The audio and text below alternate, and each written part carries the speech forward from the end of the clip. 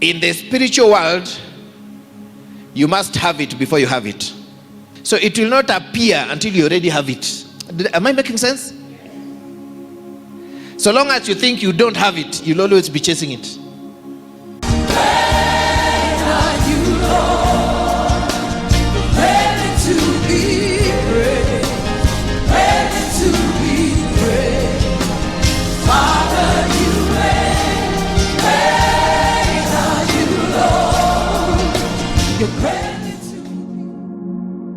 What I'm trying to change is your internal thing, so that you don't chase after things. You grow into things. When you grow to that level, whatever it is will find you. The reason you have to retain your vision in your head is so that you can grow internally. You can do what? Grow internally. When you have grown internally to the level that you want, whatever it is you're looking for will find you. But if you're not grown on the inside, even if you get it, your spirit will treat it like an attack. Your spirit will treat it like a foreign body and will start attacking it. If you have not grown to the level of a millionaire, if somebody gives you $1 million now, your spirit will treat it like a demonic attack and start fighting this man. It's true. That's why I say somebody who's not grown, they will mbwata. They will do what? Mbwata. You give them 1 million shillings, they become very restless. They buy everything in sight until they reduce the money to their level. Maybe their level is 10,000, 15,000. So they will find a way of how to reduce this money, because their whole being is treating this as an attack on them, which they must fight. So they fight, they scatter this thing. If they are from that area where they marry 3 wives, why? To help spread the joy. Until it has come, they become very uncomfortable with this situation. Am I talking? If you have not grown to the level of a boss, if you're made a boss, everybody will complain. Have you tried to give some low-level person some power? The whole world will know about it. Is that true? Ni mimi niliachwa in charge. Why? Because internally they are not in charge. It's like those husbands who have to remind everybody, I'm the head of this house. It's like there's a dispute. There's no dispute over the matter. You are the male here.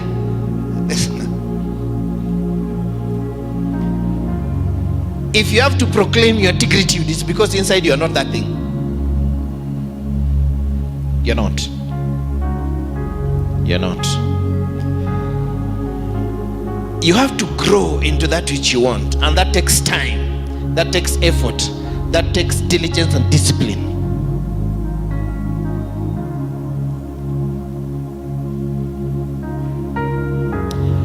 God cannot trust you with big things until He has stretched you, until you have grown into it.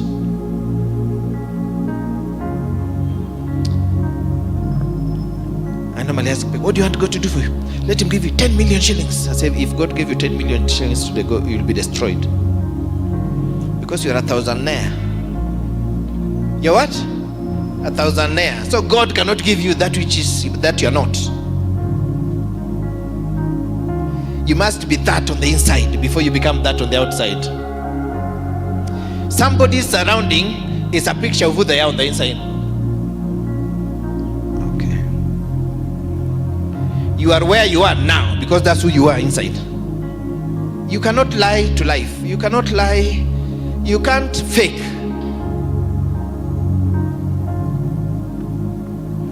That's why a fake life is so difficult. Because you are conflicted on the inside. You are living like a rich person, but you are poor. You're always suffering. You're suffering twice. You're using money you don't have, and then you're suffering on the inside. Say vision. Say write down the vision. Write down the vision. Write down the vision. Write down the vision. God cannot give you what you have not seen. And you cannot see what you cannot conceive inside your mind. God will not surprise you. When 20 or 30 million Kenya shillings comes to you, it will not be a surprise. I'm so surprised, I didn't expect. Then you're losing it tomorrow.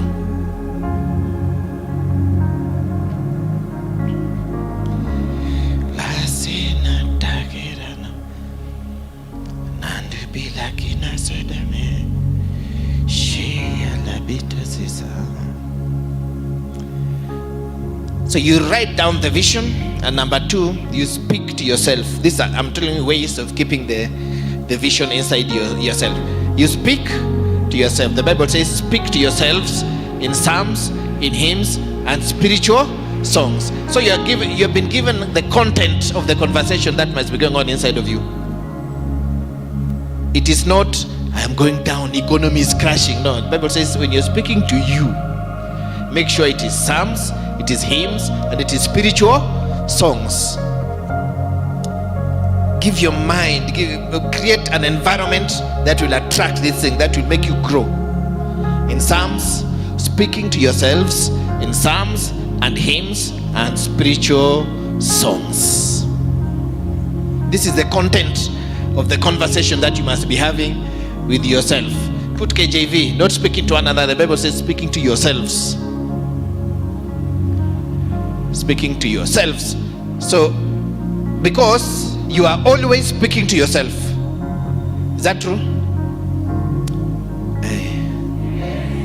Is it that late? It's only 7. Today I came early. The way you are behaving, water is like say speaking to myself. So within you there's always a conversation going on. In fact, fear is because you have concluded that I'm about to be hurt.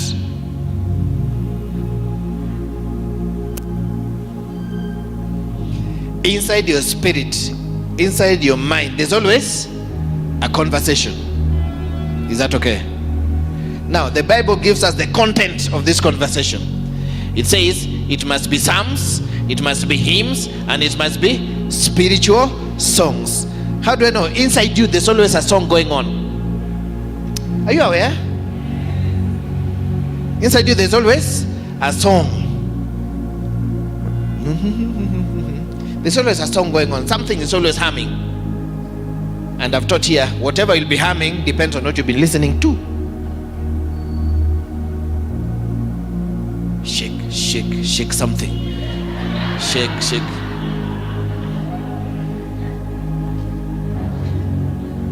In your offside moment, we can know when you don't think somebody's hearing you. It just comes out, Hey, what your mama provided for you, you must now shake it.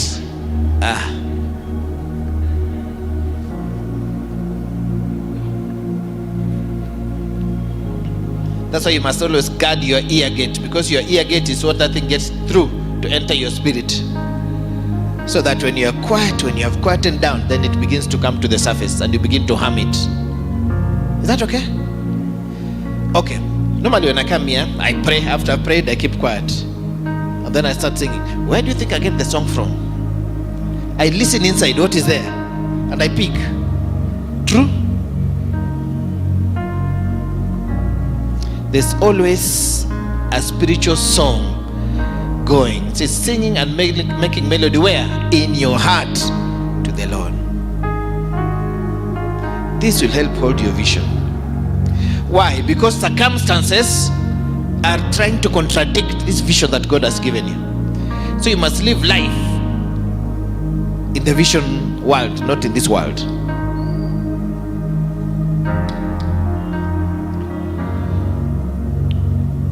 Temporal things are always subject to change, but your vision must be tested before it comes.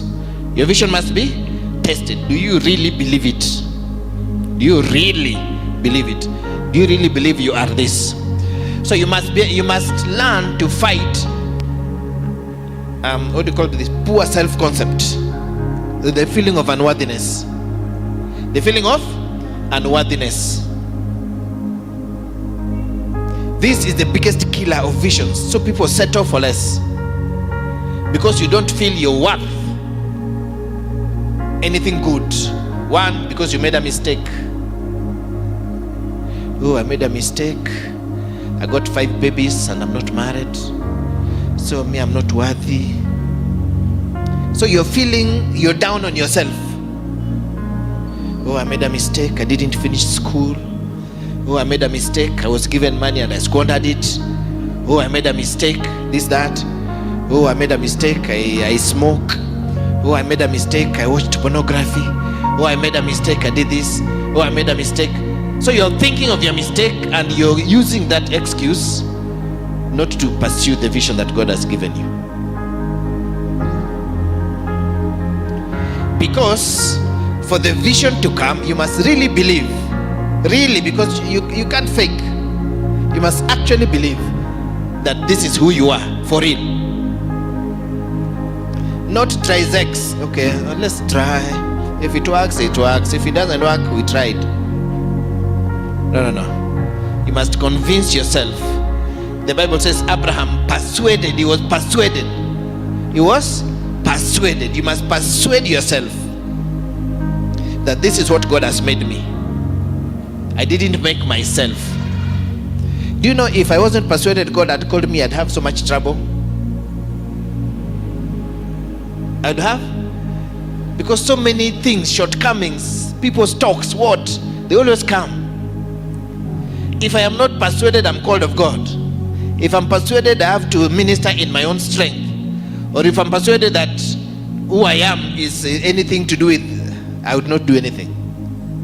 But I'm persuaded it's God who called me, and God knew me when he was calling me. He did what? He knew me. Knew me. So when God is giving you that vision, he knows all the mistakes you've made. Is that true? Are you surprising him? Do you think God is saying, Banahangi, I never thought you were capable of this. Banahangi, I've made a mistake. No.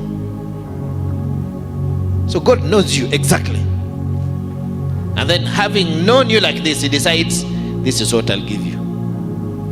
You must be willing to accept it. You must be willing. You must be willing to receive it. Am I talking? You know, because people rate themselves and then they think, no. Let me be realistic here. I can never own a house. Nobody in our home has ever owned any building. If I'm to own a house, it must be somewhere beyond Maua.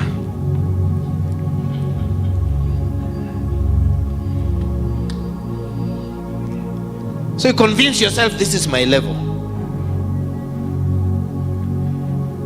Let me stick to my lane. This was true before you met God, but now there's a God factor in your life. There's what? A God factor in your life that changes your lanes. It does what? It changes your lane. Now you are handling life at the level of God. You're handling life at the level of God. You must always incorporate the God factor. And once you put in the God factor, get out of your own way. Get out of your own way and allow God to come through. Say here. Say here. So as you're seeing your vision, as you're waiting for your breakthrough to manifest, make sure your thoughts don't drag you back to where you have come from.